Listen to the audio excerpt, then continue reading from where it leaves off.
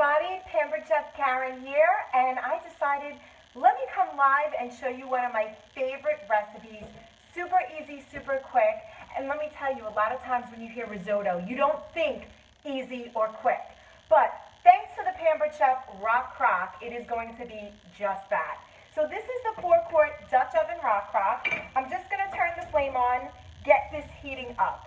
I'm going to throw about 2 tablespoons of butter right in here. We're going to get that melting up right now.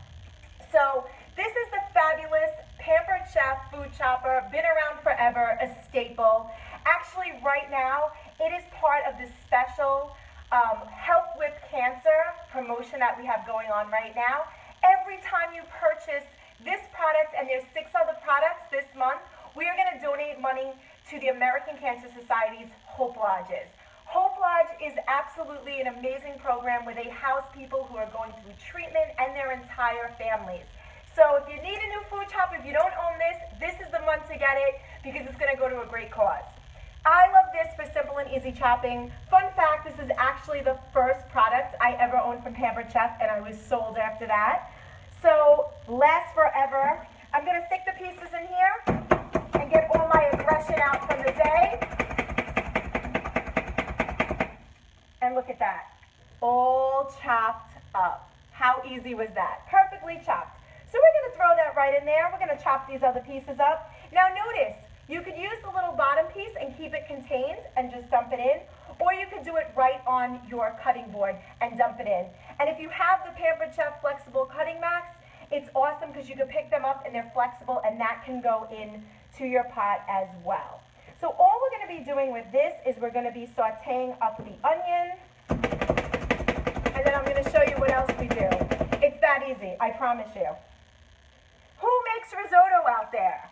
Who makes risotto? And it's a pain in the neck because you're stirring and stirring and stirring, and you never get it right. The first thing I think of when I think risotto, I think of Gordon Ramsay screaming and yelling about the risotto and how nobody can get it right. So I was always scared to make it, but I promise you guys, it's super easy. All right, let's get all this onion in here. Perfect. One little piece, trying to get away from me. All right, so that's in there. I'm going to give it a little zhuzh with one of my silicone spatulas. Fun fact, in case you don't know this, these spatulas are heat resistant up to 650 degrees. So how many times are you cooking and you leave the spatula like that? You get distracted, the phone rings, whatever.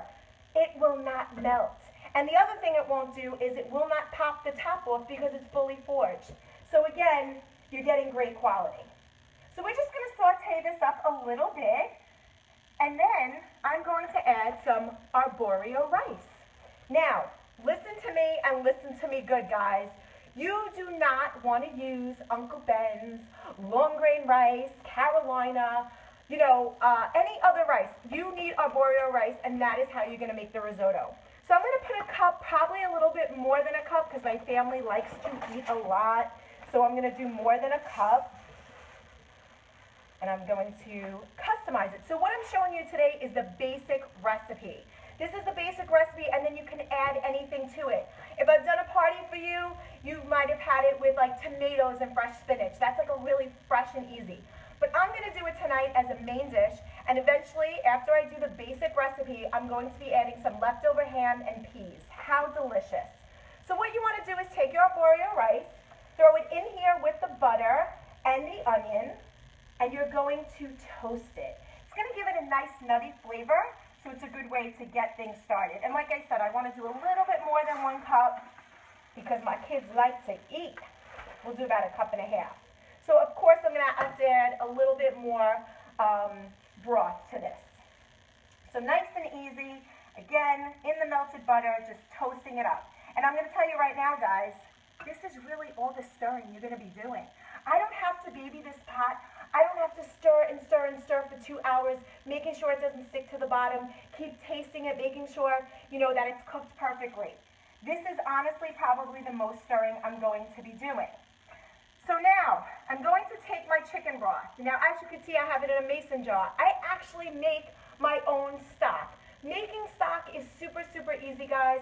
If you ever have a rotisserie chicken, right? You eat it, it's easy. Maybe you pick it up from Costco or somewhere like that. Do not throw the carcass out. You're going to take it, put it in a pot like our all-purpose pot. I love this for making my broth because you have the strainer right inside of here. That's removable, and it also collapses to make it a steamer or a boil over no more. I put my bones in here and any scraps of veggies. See, as I'm cutting up veggies, those scraps go in a bag that stay in my freezer. The veggies, the chicken broth, right in here, salt, pepper. Just let it boil and then simmer. The longer the better, the darker caramel color you will get. It's the best way to make broth. So now I'm just going to do about 3½ cups should be enough for this, which is pretty much my whole jar. Okay? You see, I'm saving money because I make it myself and I could use a lot more of it. I'm going to give this another quick stir. I see I'm getting a little bit of brown on the rice, so I know that this is pretty much ready. So now I'm just going to shut this off. And I don't know if you can hear that, guys. It's still sizzling. That is because this pot retains so much heat. But what's so great about it is it can go on so many vessels. So here I'm using on the stove top. I use this in the oven, under the broiler, in the fridge, the freezer, in the microwave, and even on your grill. And now we also sell an insert that will turn this into a slow cooker. So this is literally your one-stop pot. This is your everything pot. I like to call it my magic pot. So now I'm just gonna, I have the flame off, and I'm dumping my broth in. I'm just giving another little zhuzh. And then I want to add my garlic. I'm not sauteing it first, and this is just a preference thing. Some people put the garlic in with the onion and saute it. I like nice slices of garlic. It's going to melt into my broth, give it even more flavor. So that's what I'm going to do now. I'm going to use my garlic peeler and slicer set. You put your clove of garlic right in here. Give it a little pressure, but you're not being nasty. You're not smashing it, guys, because you don't want to release all of those essential oils. Now look, peel is off. I'm going to take it and put it in my garlic slicer. Blades are on the bottom. You're not getting cut. Put it right in here. You're going to get your garlic just like Goodfellas, all right? Let me do one more clove. We like garlic in my house. Probably 2 isn't even enough, but let's do 2. They're pretty big, and let's shove this in here. Actually, this is a huge clove. Oh, it fit. And now look at this, guys. You ready? Twist, twist, twist, twist. Paper thin slices of garlic in seconds. Lots of garlic, lots of garlic. Get in there. All right. Keep going. I like my garlic. But I want to show you. Look at this. Paper thin. Paper thin. Crisp that right up. Throw it in with string beans or broccoli rabe. I also love this, obviously, in my sauce. But you can use not just garlic in here, guys. Shallots, fresh ginger, little baby carrots. And if you want to get crazy, throw some chocolate in and get chocolate shavings. Nothing wrong with that, right? All right, now I'm going to throw in a little bit of salt and pepper. And where is this going to go?